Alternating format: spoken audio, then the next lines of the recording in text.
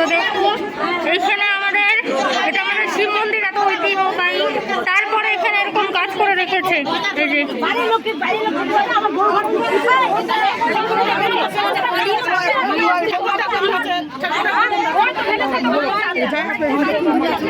পুলিশে বলে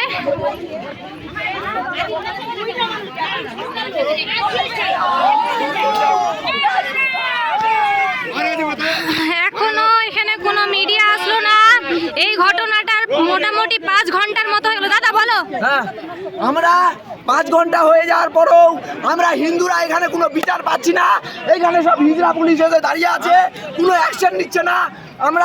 আমাদেরকে হিন্দুদের আমরা এটা কি আমরা ভারতবর্ষে আছি নাকি বাংলাদেশ আর পাকিস্তানে আছি যে আমাদের এত অত্যাচার? আজকে আমরা দুর্গা পূজা করলে আমাদেরকে মার খেতে হয়, আজকে কোনো পূজা করতে হলে আমাদেরকে মার খেতে হয়।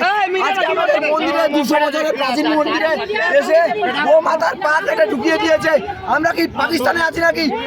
তাহলে এরকম বলা হোক যে আমাদের নারায়ণপুরে যে অল্প সংখ্যক হিন্দু আছি, চোপড়া পুলিশ এসে আমাদেরকে শুট করে হোক, আমরা মরে যাচ্ছি, আমাদের জমি টাকা দখলদার করে ওদেরকে দান করে দিই।